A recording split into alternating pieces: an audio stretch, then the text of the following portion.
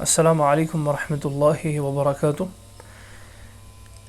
علوم القرآن پر جب تصنیفات کی بات کی جاتی ہے تو کچھ مہینے قبل استاد عبدالرحمن الحسن انہوں نے اس مختصر رسالے کا شرح کیا تھا، ہلکا سا، اور یہ ریکمنڈ کیا تھا کہ شیخ صالح العثیمی فرماتے ہیں اگر کسی کو علوم القرآن پر پڑھنا ہو بالتدریج تو ابتدا اس متن سے کرے: القول المنیر فی علم اصول التفسیر مقدمۃ فی علوم القرآن و اصول التفسیر۔ یہ تصنیف کی ہے الشیخ العلامہ اسماعیل بن عثمان الزین المکی صاحب نے۔ متقدمین میں سے نہیں آتے ہیں، متاخرین میں سے آتے ہیں۔ ان کی وفات تقریباً 1414 ہجری میں ہوئی ہے، تو ابتدا اسی متن سے کرے۔ اس کے بعد شیخ امام جلال الدین السیوطی صاحب کی ایک مختصر کتاب آتی ہے، اس میں سے انہوں نے ایک حصہ ذکر کیا ہے علوم القرآن کے حوالے سے۔ اس کی نظم بنائی گئی ہے منظوم زمزمیہ کے نام سے، شیخ صالح العثیمی صاحب نے اس کا بھی شرح کیا ہے، وہ آپ یوٹیوب پہ دیکھ سکتے۔ اس متن کے بعد اگر اس پہ جائے، وہ اس کا مطالعہ کیا جائے، تو اس کا بہترین اور ایک شرح مجھے یاد آ رہی ہے شیخ عبدالکریم الخزیر صاحب کی مطبوع ہے، وہ آپ اس کی شرح دیکھ سکتے ہیں، بہت ہی مفید۔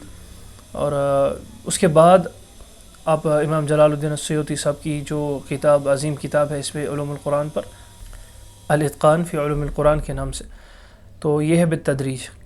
میں ایک کتاب کی طرف آپ کا ذہن لے جانا چاہتا ہوں، وہ یہ کتاب مباحث فی علوم القرآن، مناع القطان صاحب کی ہے۔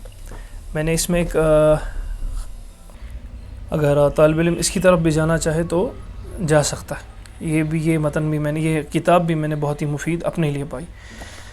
فی الحال یہ کچھ تصنیفات ہیں، ہاں، اور ایک فضائل القرآن، یہ بھی استاد عبدالرحمن الحسن صاحب نے اس کو 2 حصوں میں پڑھا ہے، 2 نشستوں میں اپلوڈ ہوئی ہے، تقریباً 12 گھنٹے کی 2 نشستیں ہیں۔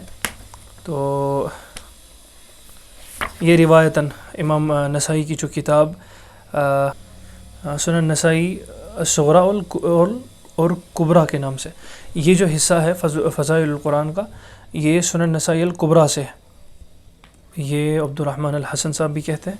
اور جو اس کتاب کا یہ شائع ہے، تحقیق کرنے والے دکتور فاروق حمارہ یا حمادہ ہے، انہوں نے بھی اس کے مقدمہ میں یہ بات ذکر کی ہے، اگر مجھے اس میں نظر، ہاں، اور مقدمہ اس حوالے سے بھی اس کا ضروری ہے۔ انہوں نے کل تصنیفات جتنے بھی علوم القرآن پہ لکھی گئی ہے، متقدمین میں سے بھی، متاخرین جہاں تک انہوں نے لکھا ہے، یہ مقدمہ اس حوالے سے بڑا ہی ضروری ہوتا ہے۔